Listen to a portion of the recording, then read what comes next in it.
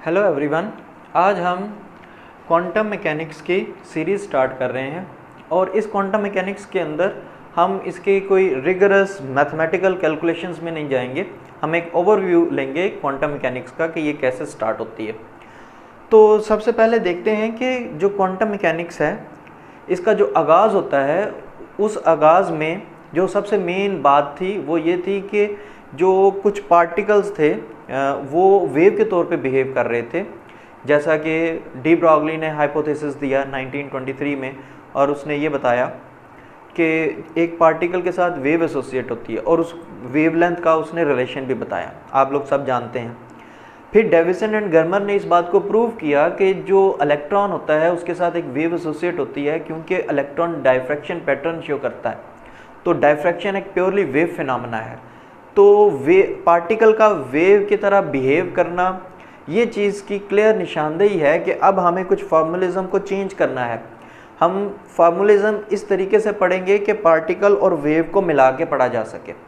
तो पार्टिकल को वेव के साथ अगर मिला के पढ़ना है या पार्टिकल की जगह कोई वेव फंक्शन लिखना है, अगर हमें किसी पार्टिकल की मोशन स्टडी करनी है तो उसकी जगह पे अगर उसका वेव फंक्शन लिखना है, वेव फंक्शन तो प्योरली वेव का फंक्शन होता है, लेकिन पार्टिकल के लिए भी अगर वेव का फंक्शन लिखना है तो उसको कैसे लिखा जाएगा। तो ये सारा तरीकाकार है जिसके ऊपर आज हम बात करेंगे। तो वेव फंक्शन को पढ़ने के लिए हमें वेव मोशन का आइडिया होना चाहिए कि जो वेव मोशन है वो क्या है, और फिर इसी लेक्चर में हम ये देखेंगे कि इसका रिलेशन क्या है पार्टिकल के साथ वेव मोशन का। तो अभी तक हमारी जो बात है वो क्लियर हो गई कि हमें क्वांटम मैकेनिक्स को समझने के लिए पार्टिकल के साथ एक वेव एसोसिएट करनी है, और पार्टिकल के साथ अगर वेव एसोसिएट करनी है तो पार्टिकल की मोशन के लिए हमें वेव मोशन को भी पढ़ना होगा, वेव मोशन को मिला के पढ़ना होगा, या पार्टिकल की जगह पे पार्टिकल जैसे एक पॉइंट से दूसरे पॉइंट तक मूव कर रहा है तो हम ऐसे कह सकते हैं कि एक वेव मूव कर रही है। तो जब वो वेव मूव कर रही है तो हमें फिर वेव को पहले स्टडी करना है। तो थोड़ा सा ओवरव्यू हम वेव की स्टडी का लेंगे कि यहाँ पे जो वो बातें सिर्फ डिस्कस करेंगे, हम डिटेल में वेव में नहीं जाएंगे, सिर्फ वो बातें डिस्कस करेंगे जो हमें चाहिए हैं क्वांटम मैकेनिक्स में जाने के लिए। तो सबसे पहले शुरू करते हैं कि एक अगर हमारे पास वेव है तो उसका वेव फंक्शन कैसे लिखा जा सकता है। ये हमने पहली क्लासेस में पढ़ा है कि अगर कोई एक वेव है एक्स डायरेक्शन में मूव कर रही है और ये कोई इसका एम्पलीट्यूड है, ए एम्पलीट्यूड, मैक्सिमम एम्पलीट्यूड, ये नेगेटिव एम्पलीट्यूड अपोजिट डायरेक्शन में, तो हम इसका वेव फंक्शन कैसे लिख सकते हैं। तो वेव फंक्शन साइनोसाइडल है, साइन के साथ लिखा जा सकता है या कोसाइन के साथ। तो इसका मीन पोजीशन से स्टार्ट हो रही है, तो इसका जो वेव फंक्शन है,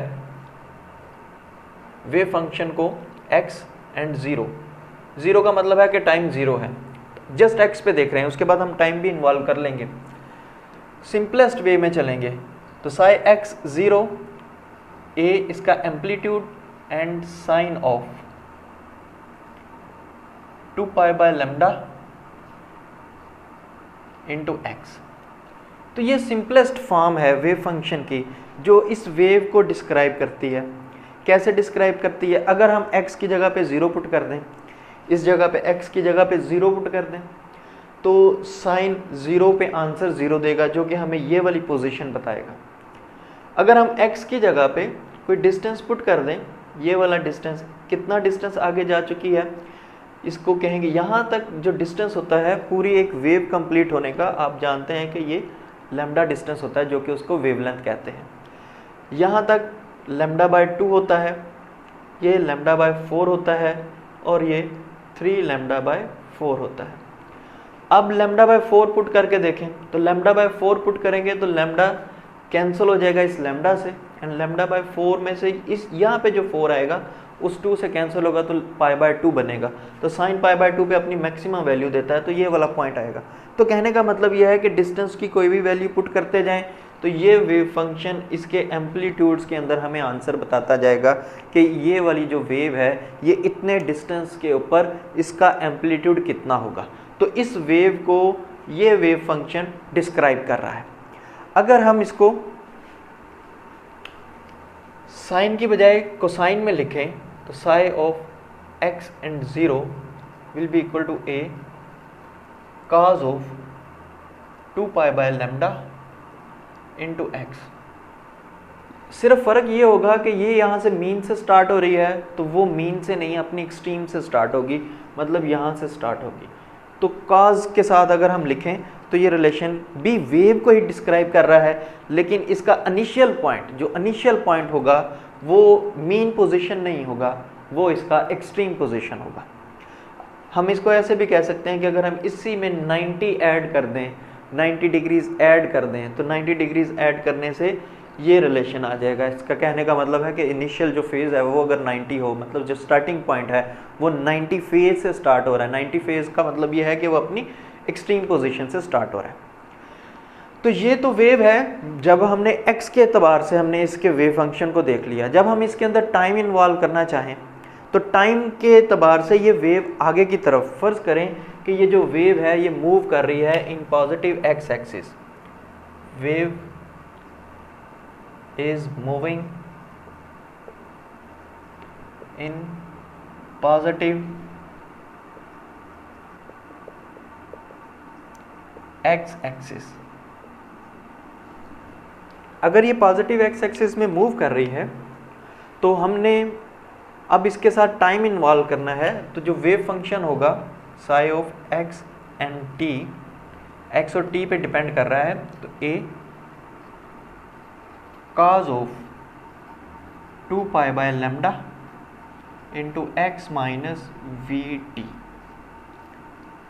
v इसकी वेलोसिटी है वेव की, इसको फेज़ वेलोसिटी भी कहते हैं कि इसके फेज़ की जो वेलोसिटी है, और ये कोई टाइम t, किसी टाइम t के ऊपर हम अगर टाइम t 0 पुट कर दें तो टाइम t 0 पुट करने से ये रिलेशन वापस आ जाएगा, और इसके ऊपर हमारा रिलेशन जो आंसर आएगा x0 के ऊपर, अगर हम x की वैल्यू 0 पुट करें तो आंसर इन्हीं में से आएगा, क्योंकि काज है तो काज का जो वेव फंक्शन होगा वो ऐसा होगा। हम उसका बना लेते हैं क्योंकि हमने बात की है कि वो एक्सट्रीम से स्टार्ट होगा। तो ये रिलेशन टाइम के एतबार से इसको एक्सप्लेन करेगा इस बात को। लेकिन अगर ये मूव कर रहा हो नेगेटिव x एक्सिस में तो x माइनस वी टी की बजाय x प्लस वी टी आ जाएगा। ये चीज़ें आपने पहले पढ़ी हुई हैं। अब ये एक वेव का वेव फंक्शन है, क्या ये पार्टिकल को डिस्क्राइब करेगा? हमारा जो पूरा फोकस है इस आर्टिकल के अंदर वो ये है कि हमने वेव मोशन को स्टडी करना है, साथ में हमने ये देखना है क्या ये पार्टिकल को लिंक कर सकता है। क्योंकि हमने अभी सारी बात की कि क्वांटम मैकेनिक्स के अंदर जो बेस स्टार्ट होती है, जो जहाँ से स्टार्ट होता है क्वांटम मैकेनिक्स, वो यही था कि पार्टिकल वेव नेचर शो कर रहा है, या जो वेव है वो भी कुछ पार्टिकल नेचर शो कर रही हैं। तो इनके एक्सपेरिमेंट्स हुए 19th सेंचुरी के लास्ट पे और 20th सेंचुरी के शुरू में। ये बहुत सारे एक्सपेरिमेंट्स हुए जिसमें फोटोइलेक्ट्रिक इफेक्ट है और डी ब्रॉगली रिलेशन है, कॉम्पटन्स इफेक्ट है।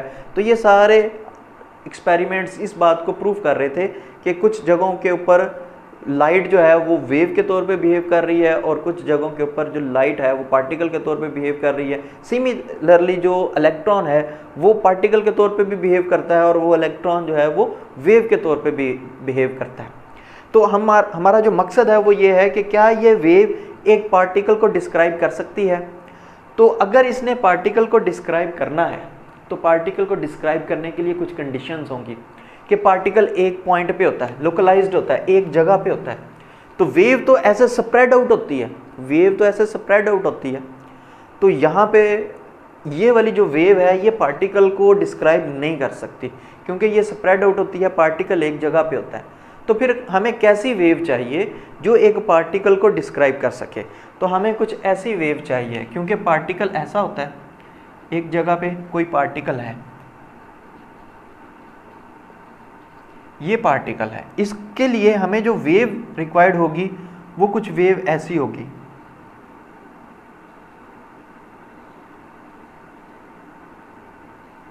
ऐसी वेव होगी कि ये बाकी तमाम पॉइंट्स के ऊपर इसका जो आंसर है वो ज़ीरो हो और जहाँ पे पार्टिकल है वहाँ पे ये वेव जो है वो लोकलाइज्ड हो, बाकी जगहों पे वेव ना हो। ऐसी होनी चाहिए वेव। तो क्या ये ऐसी है? तो ये ऐसी नहीं है, अभी तक हम उस जगह पे नहीं पहुंचे कि जो ये वेव बना सके। तो फिर हमें क्या करना चाहिए? हमें देखना ये चाहिए कि अभी ये जो फेज़ वेलोसिटी है, इसमें जो फेज़ है, और इस रिलेशन से हम क्या चीज़ें निकाल सकते हैं, इस इक्वेशन से हम क्या चीज़ें निकाल सकते हैं, वो हम इसको मालूम कर लेते हैं। फिर हम चलेंगे कि हम ऐसी वेव कैसे बना सकते हैं। अभी हमें जो यहाँ से इंफॉर्मेशन ले सकते हैं, इसको प्लेन वेव कहते हैं, ये प्लेन वेव है। तो यहाँ से जो इंफॉर्मेशन ले सकते हैं हम उसके ऊपर बात करते हैं। Psi x and t is equal to a cos of 2 pi into x by lambda. 2 pi बाहर आने लिख दिया, लेमडा एक्स के साथ जाके डिवाइड हो गया, माइनस ये लेमडा इसके साथ भी डिवाइड होगा, तो v divide by lambda into T. Velocity को वेवलेंथ से डिवाइड कर दिया जाए तो क्या रिलेशन आएगा? इक्वेशन है, सिंपल इक्वेशन होती है, s is equal to we t.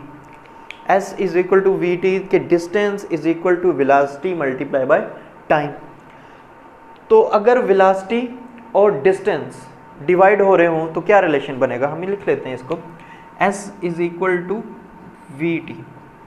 जब एक्सेलरेशन जीरो है तो सेकंड इक्वेशन ऑफ मोशन है, एक्सेलरेशन जीरो है, तो s is equal to we t से हमें चाहिए है v divide by some distance. Time इधर आके डिवाइड हो जाएगा, डिस्टेंस उधर जाके डिवाइड हो जाएगा, वेलोसिटी ओवर डिस्टेंस। अगर ये जो डिस्टेंस है जो ट्रेवल हो, कितना ट्रेवल हो, इस पॉइंट से इस पॉइंट तक, सेम फेज कंसेक्यूटिव, सेम दो पॉइंट्स के दरमियान में जो डिस्टेंस होता है वो लैम्डा होता है, वेवलेंथ होता है। तो अगर इतना डिस्टेंस ट्रेवल हो तो यहाँ से यहाँ तक पहुँचने के लिए जो टाइम लगेगा वो कैपिटल टी कहलाएगा, जो कि टाइम पीरियड होता है। तो v डिवाइड बाई s, अगर मैं s डिस्टेंस की जगह पे लैम्डा लिखूंगा तो ये क्या लिखा जाएगा? 1 over capital T, time period लिखा जाएगा। तो ये v डिवाइड बाई लैम्डा जो होगा वो टाइम पीरियड होगा।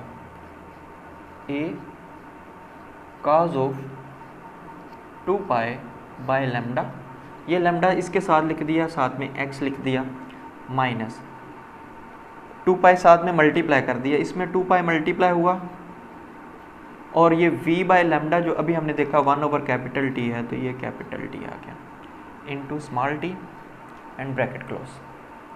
2 पाई अंदर मल्टीप्लाई कर दिया दोनों के साथ, और ये 2 पाई यहाँ पे भी लिखा गया, लेकिन v by lambda 1 over capital T time period है।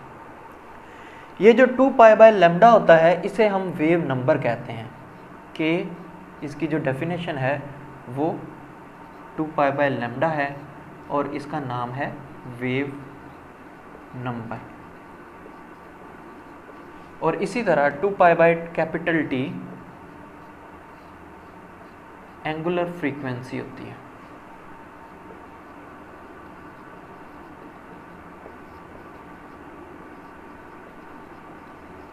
ये एंगुलर फ्रीक्वेंसी होती है। ये दोनों वैल्यूज इस इक्वेशन में पुट कर दें तो हमारा जो साई एक्स एंड टी जो हमें मिलेगा, जो वेव फंक्शन, वो a cos of kx minus omega T मिलेगा। ये एक वेव फंक्शन है जो k वेव नंबर में और एंगुलर फ्रीक्वेंसी में है। अगर हमने यहाँ से इसकी स्पीड मालूम करनी है, वेव की जो स्पीड है, इसको फेज़ वेलोसिटी भी कहते हैं, तो कैसे मालूम की जा सकती है? तो तरीकाकार ये है कि ये फेज़ कहलाएगा, ये पूरा जो नंबर है जो एंगल के अंदर है ये फेज़ कहलाएगा। तो जो फेज़ होगा इसको हम लिख लेते हैं कि जो फेज़ है वो इक्वल होगा kx माइनस ओमेगा टी। ये फेज़ कांस्टेंट रहेगा थ्रू आउट एक वेव के लिए ये फेज़ कांस्टेंट रहेगा, चेंज नहीं होगा। तो अगर ये फेज़ कांस्टेंट रहेगा तो अगर मैं इसका डेरिवेटिव ले लूँ d phi by d t, time के एतबार से डेरिवेटिव ले लिया, इज इक्वल टू यहाँ पे k वेव नंबर है जो कि कांस्टेंट है, चेंज नहीं हो रहा, dx/dt minus omega. Phi change नहीं हो रहा, ये कांस्टेंट है, इसका मतलब इसका डेरिवेटिव 0 होगा, तो इसका डेरिवेटिव 0, इसका डेरिवेटिव 0, और ये क्या लिखा है, k dx/dt, ये वेलोसिटी है जिसको हम फेज वेलोसिटी कह देते हैं, वेव की वेलोसिटी को फेज वेलोसिटी, माइनस ओमेगा। ये माइनस इधर आ जाएगा, k इधर जाके डिवाइड हो जाएगा, तो जो फेज वेलोसिटी हमें मिलेगी v phase is equal to, किसके इक्वल होगी, ओमेगा डिवाइडेड बाई k इसका वेव नंबर। तो इस रिलेशन से हम वेलोसिटी मालूम कर सकते हैं, जैसे कि हमने ये देखा कि अगर हम इसका डेरिवेटिव लें तो उस डेरिवेटिव से हम फेज़ वेलोसिटी मालूम कर सकते हैं। फेज़ वेलोसिटी अब इस रिलेशन से आई, इस रिलेशन की फेज़, ये हमारा वेव फंक्शन है जो कि फाइनल वेव फंक्शन है k x and omega t में, इसको हम हाईलाइट कर लेते हैं। अब इसमें देखें कि इसकी स्पीड मालूम की है तो वो ओमेगा बाई के आई है, तो अगर हम डायरेक्ट देखें यहाँ से तो ओमेगा कोफिशिएंट है टाइम का और के कोफिशिएंट है x का। t और x जो है ये दोनों मिलके उसकी स्पीड बनाते हैं। स्पीड कैसे, x डिवाइड बाई टाइम हो, डिस्टेंस को टाइम से डिवाइड करेंगे तो वो स्पीड बनती है। डिस्टेंस के साथ जो पड़ा नंबर होगा वो डिस्टेंस का इन्वर्स होगा, क्योंकि अंदर डायमेंशन लेस होना चाहिए।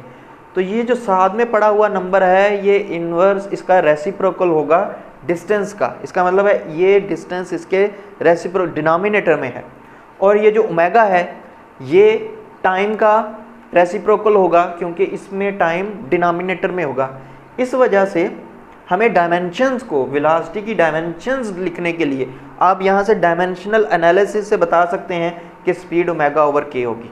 जो स्पीड होगी वो ओमेगा ओवर के होगी, और ओमेगा के यूनिट्स पर सेकंड और इसके के यूनिट्स पर मीटर। ये पर मीटर ऊपर लिखेंगे तो ये मीटर पर सेकंड आएंगे इसके यूनिट्स। तो डायमेंशनल एनालिसिस से भी आप बता सकते हैं कि जो फेज़ वेलोसिटी होगी वो ओमेगा बाई के होगी। तो ये एक प्लेन वेव के लिए हमने अभी तक डिस्कशन की। क्या हम पार्टिकल के साथ इसको एसोसिएट कर सकते हैं, तो आंसर है कि नहीं कर सकते।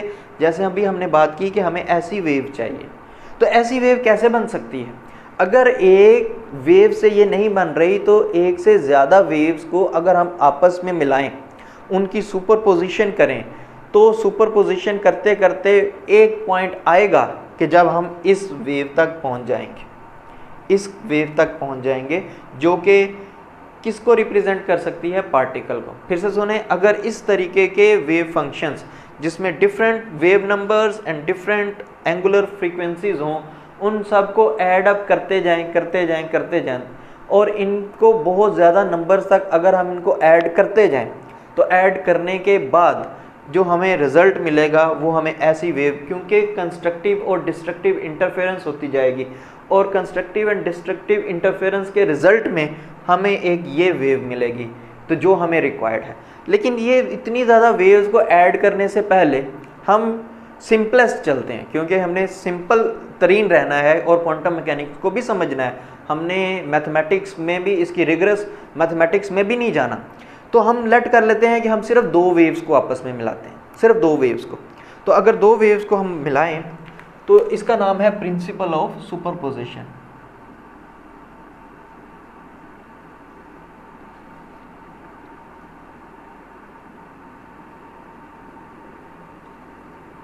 आपको अभी तक पता चल गया कि हमने सुपरपोजिशन क्यों करनी है, सुपरपोजिशन करने की वजह क्या है।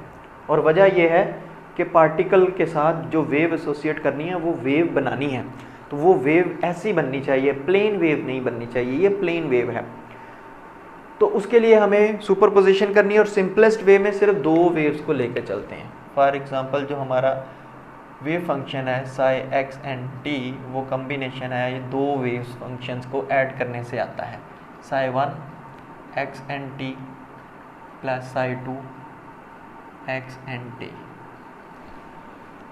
तो जो साई एक्स जो हमारा वेव फंक्शन होगा जो दो को मिलाने से आएगा वो इक्वल होगा। पहले वाला जो होगा वो डेफिनेटली ऐसा ही होगा, a cos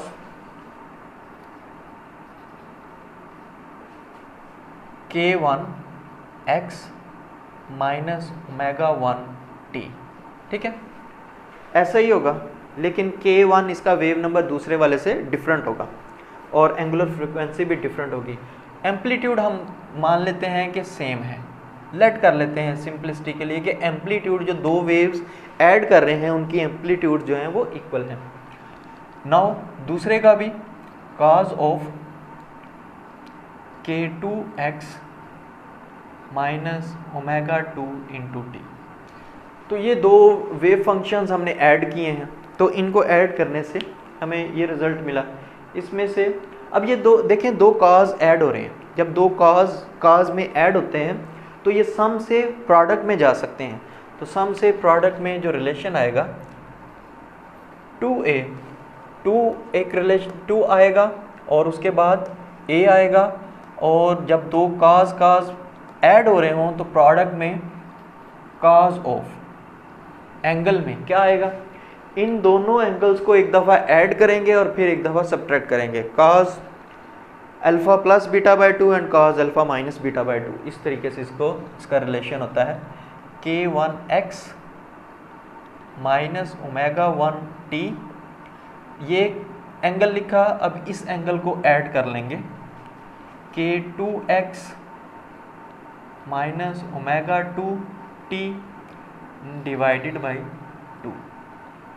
एक कॉज लिखा गया, अब इसके साथ एक और कॉज लिखा जाएगा और वो है cos of k1x minus omega 1t। अब क्या आना है दरमियान में, माइनस आएगा, तो माइनस k2x माइनस है तो ये प्लस हो गया omega 2 of t and divided by 2। तो ये हमने सम टू प्रोडक्ट चेंज कर दिया इस रिलेशन को। अब देखें कि ये इन नंबर्स को क्या कहेंगे, psi x and t will be equal to 2a cos of k1x and plus k2x। ये दोनों इसमें x कॉमन है, k1 प्लस k2 उसको 2 से डिवाइड करें तो ये लिखा जाएगा k एवरेज इंटू x। फिर ये माइनस ओमेगा 1 माइनस ओमेगा 2, तो ये लिखा जाएगा minus omega 1 plus omega 2, minus common ले लिया, omega 1 plus omega 2 and divided by 2, उसके साथ भी 2 अलहदा लिख दिया, तो ये भी बन जाएगा ओमेगा एवरेज इंटू टी। तो ये पहले काज का ये रिलेशन आएगा। दूसरे वाले काज को देखें, जो काज है इसमें देखें k1x माइनस k2x बाई 2, तो इसमें k1 माइनस k2 है, इसमें एवरेज नहीं आएगा, इसमें डेल्टा k आएगा, k1 माइनस k2, और डेल्टा k तो होगा k2 माइनस k1, लेकिन बाहर काज पड़ा है, तो जो काज होता है इवन फंक्शन होता है, अगर हम इन दोनों की जगह बदल दें तो माइनस साइन आएगा बाहर और माइनस काज ऑब्जर्व कर लेगा। तो हम इसको लिख सकते हैं डेल्टा k x बाई 2, पहले वाली टर्म को k1 माइनस k2 को, और यहाँ से फिर minus common omega 1 minus omega 2, तो उसको भी हम डेल्टा ओमेगा लिखेंगे, minus omega delta minus delta omega and t by 2। तो ये इसका फाइनल रिजल्ट आया हमारे पास दोनों को ऐड करने से। अब ये एक वेव फंक्शन था जिसमें सिर्फ एक काज था, जब एक वेव थी, जब हमने दो को ऐड किया तो ऐड करने से इनकी सुपरपोजिशन की तो हमें जो नेट रिजल्ट मिल रहा है वो ये अब इसमें दो काज हैं, अगर दो काज हैं तो इसका मतलब देखें कि यहाँ से भी एक x एंड t के कोफिशिएंट से, जैसे हमने यहाँ पे देखा फेज वेलोसिटी आ सकती है, तो यहाँ से भी एक वेलोसिटी आ सकती है, यहाँ से भी एक वेलोसिटी आ सकती है। तो फेज वेलोसिटी तो एक ही होगी जो कि वेव की है, जो कि इन दोनों वेव्स को मिलाने से कोई एक जो नई वेव बनी है, तो वो जो वेव बनेगी उसका जो वेव नंबर होगा वो कितना होगा, जो दोनों के वेव नंबर का एवरेज होगा, और उसकी एंगुलर फ्रीक्वेंसी कितनी होगी, तो उसकी एंगुलर फ्रीक्वेंसी जो दोनों का एवरेज होगा, तो जो एवरेज वाली टर्म है वो एक वेव को डिस्क्राइब कर रही है। तो ये जो टर्म है ये किसको डिस्क्राइब कर रही है? तो ये डिस्क्राइब कर रही है एक पैकेट को, एक ग्रुप को, एक पैकेट को। जैसे कि ये आप देखें तो हमने कहा कि हम ऐसी चीज़ चाहते हैं, तो अगर ऐसी चीज़ चाहते हैं तो ये एक इस तरीके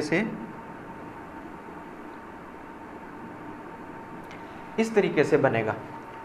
ये जो इसके अंदर ये जो के एवरेज एंड ओमेगा एवरेज है ये इस वाली वेव की है, ये जो वेव इसके अंदर मूव करेगी और ये एक ग्रुप की फॉर्म में मूव करेगी, ये पूरे का पूरा ग्रुप आगे की तरफ जाएगा।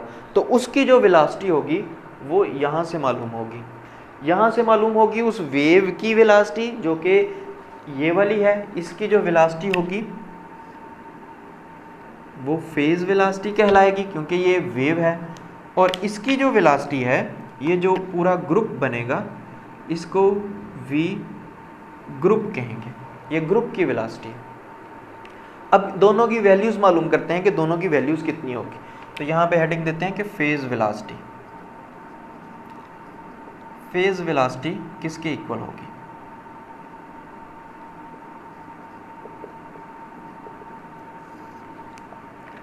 हमने कहा था कि इस तरीके से हम मालूम करते हैं फेज वेलोसिटी, ये तरीकाकार है। लेकिन डायमेंशनल एनालिसिस से डायरेक्ट देखें कि जो टाइम का हमारे पास कोफिशिएंट होगा उसको ऊपर रखें और डिवाइड कर दें जो कि x का कोफिशिएंट है। तो फेज वेलोसिटी के लिए दोनों में से कौन सा चूज़ करेंगे? एवरेज वाला। तो एवरेज के लिए v phase is equal to किसके इक्वल होगा? टाइम का जो कोफिशिएंट है ओमेगा एवरेज है एंड डिवाइडेड बाय x का कोफिशिएंट k एवरेज है। तो ये इसकी फेज वेलोसिटी हुई। दो वेव्स को मिलाने के बाद जो नई फेज वेलोसिटी आई है वो ये है। अब ग्रुप वेलोसिटी देखते हैं कि ये जो पैकेट है इसका बना है, ये जो इन्वेलप बना है जो ग्रुप की फॉर्म में आगे की तरफ जा रहा है, इसकी वेलोसिटी कितनी होगी?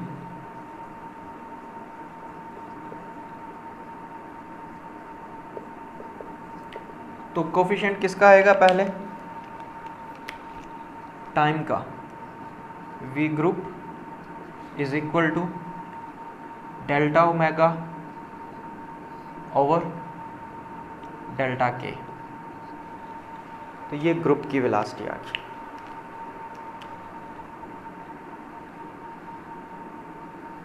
अगर ये नंबर्स हम बढ़ाते जाएं, कहने का मतलब अभी तो हमने दो वेव्स को ऐड किया है, अगर बहुत ज़्यादा नंबर्स को ऐड कर लेंगे तो ये जो डेल्टा ओमेगा एंड डेल्टा के है ये चेंज होके इस फॉर्म में चला जाएगा, v group is equal to d omega over d k. तो ये ग्रुप वेलोसिटी होगी। तो ग्रुप वेलोसिटी को d omega by d k से हम मालूम किया करेंगे। अब इसके बाद ये देखते हैं कि यहाँ से एक इम्पॉर्टेंट जो पॉइंट हमें मिलता है कि ये एक अभी भी हम इस पॉइंट तक अभी नहीं पहुँचे, क्योंकि उसकी वजह क्या है कि अभी हमने सिर्फ दो को ऐड किया है। हमने तो बहुत ज़्यादा नंबर्स को ऐड करना है, बहुत ज़्यादा वेव्स को ऐड करना है, जिसके बाद हम एंड रिज़ल्ट तक पहुँचेंगे।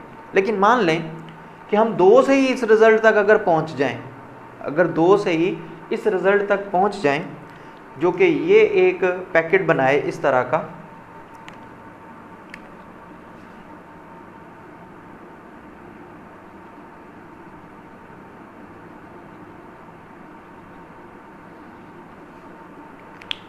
जिसमें वेव कुछ ऐसी है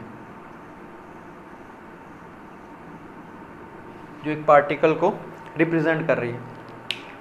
तो इस वाले पॉइंट को हम कह देते हैं कि ये वाला पॉइंट x1 है और ये वाला पॉइंट x2 है। अब हम यहाँ से क्वांटम मैकेनिक्स का सबसे इम्पॉर्टेंट रिलेशन, इसी एक सिंपलेस्ट मैथमेटिक्स से हम एक रिलेशन निकालना चाहते हैं।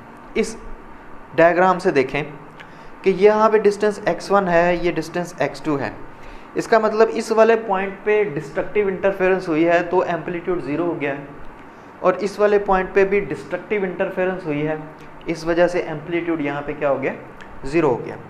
तो डिस्ट्रक्टिव इंटरफेरेंस अगर हुई है तो हम लेट करते हैं कि हमारा ये वाला जो साई x ऑफ t है इस पॉइंट पे क्या होगा, डेफिनेटली डिस्ट्रक्टिव इंटरफेरेंस है, साई एक्स टी 0 होगा और यहाँ पे भी साई एक्स एन टी 0 होगा। At x is equal to x1 पे देखें, इस रिलेशन को अगर मैं लिखूं तो ये किसके इक्वल आएगा, लेट कर लेते हैं कि हम टाइम 0, सिंपलिसिटी के लिए टाइम को ज़रा 0 कर लेते हैं, तो x एंड 0, टाइम की टर्म ख़त्म हो जाएगी यहाँ से भी और यहाँ से भी, तो ये आएगा 2a cos of k average into x, और दूसरे नंबर पे cos of delta k x by 2। ये टर्म 0 होगी, 2a भी इधर आके 0 हो जाएगा, और हमें अभी k एवरेज रिक्वायर्ड नहीं है, हम k एवरेज की वैल्यू मालूम नहीं कर रहे, हमें डेल्टा k से इंटरेस्ट है कि डेल्टा k किसके इक्वल होगा। तो ये सारा नंबर इक्वल के दूसरी तरफ जाके 0 हो जाएगा क्योंकि ये 0 है। तो इस तरफ क्या बचेगा, सिर्फ cos of delta k x by 2। Delta k wave number में डिफरेंस है। cos इनवर्स ऑफ 0, ये cos इस तरफ आ जाएगा, cos इनवर्स ऑफ 0 किसके इक्वल होता है, cos अपनी वैल्यू 0 कब देता है, पाई बाय 2 पे, तो ये आंसर आएगा pi by 2 is equal to delta k x by 2। और ये कौन से वाला डिस्टेंस है, x is equal to x1, तो ये x1 पे है, तो ये वैल्यू हमने मालूम कर ली इसकी। इसी बात को हम x2 के लिए भी मालूम करते हैं। x2 पे भी आंसर क्या आना चाहिए, 0 आना चाहिए।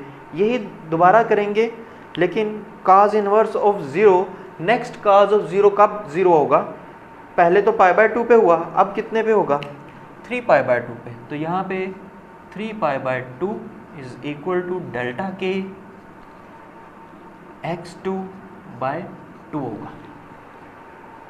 ये 2 इस 2 से कैंसिल हो जाएगा, ये 2 भी इस 2 से कैंसिल हो जाएगा। अब इन दोनों का ज़रा डिफरेंस ले लेते हैं, delta k x2 minus delta k x1, इन दोनों का डिफरेंस लिया, डेल्टा k x2, ये 2 इस 2 से कैंसिल हो चुका है, ये 3 पाई बचा हुआ है और ये सिर्फ पाई बचा हुआ है।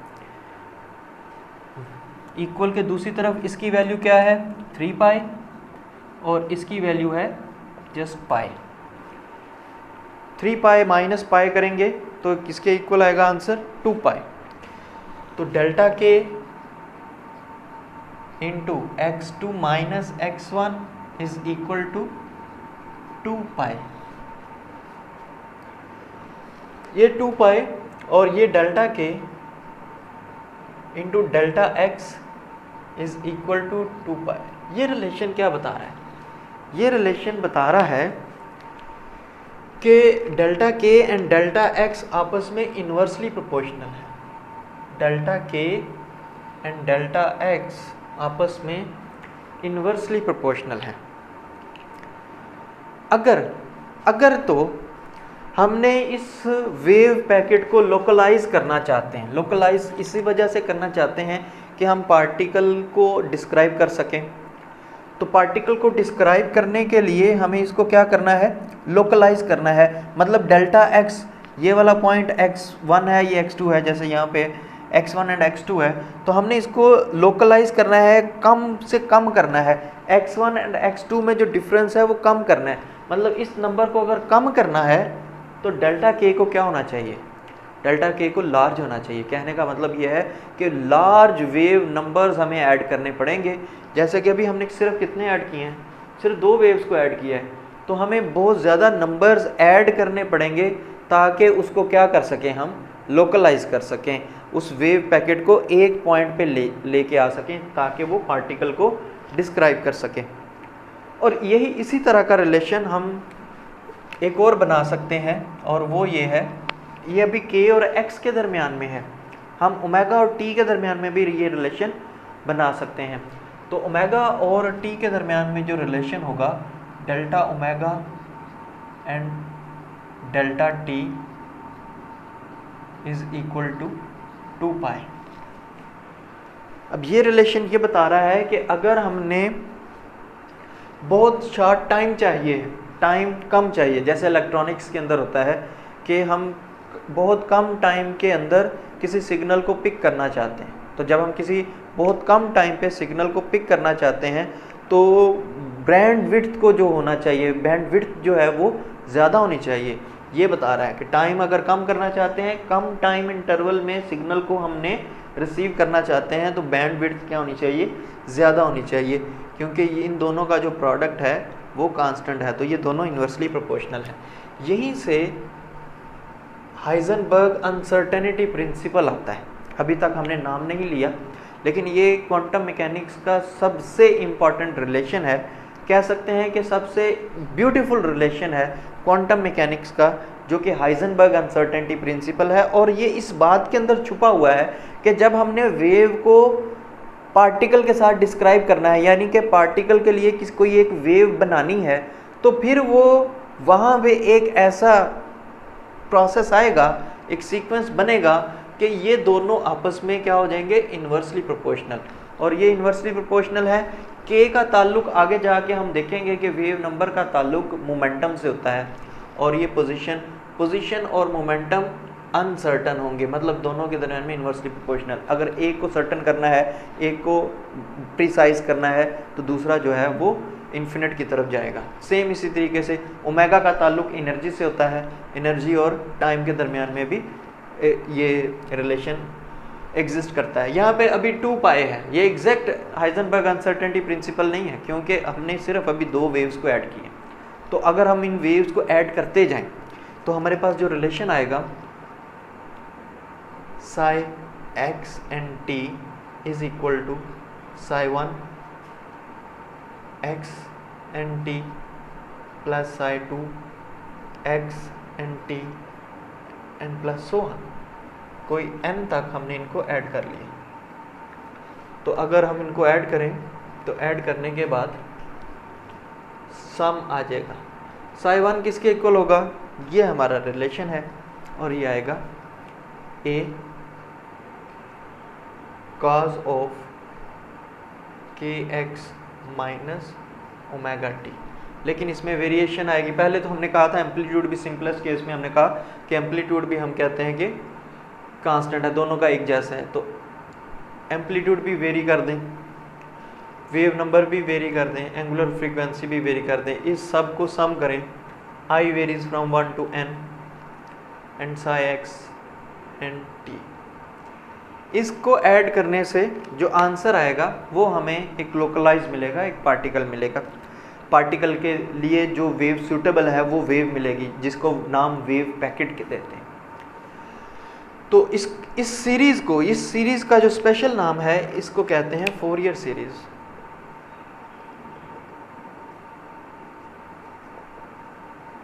और अगर हम इन नंबर्स को, ये जो वेव्स को हम ऐड कर रहे हैं, ऐड करते करते करते इतने ज़्यादा नंबर्स हमने ऐड किए हैं कि ये ऑलमोस्ट कंटिन्यूस हो गए हैं। तो अगर ये कंटिन्यूस है तो फिर psi x and t summation की बजाय हम इसको इंटीग्रेट कर देंगे।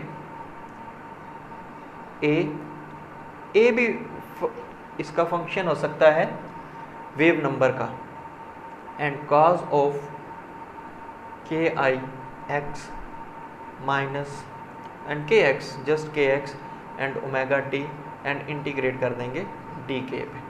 और यही इसको हम ऐसे भी लिख सकते हैं, integration of a k cos sine के कॉम्बिनेशंस को एक्सपोनेंशियल की फॉर्म में लिखा जा सकता है, exponential iota kx minus omega t and dk and psi xt। तो इस रिलेशन से इसको फोरियर इंटेग्रल कहते हैं, क्योंकि ये अब सीरीज़ नहीं रही। सीरीज़ तो ये थी जिसके अंदर जो डिस्क्रीट नंबर्स थे वो ऐड हो रहे थे, ये कंटिन्यूस हो गए, तो इसको हम फोरियर इंटेग्रल कहेंगे।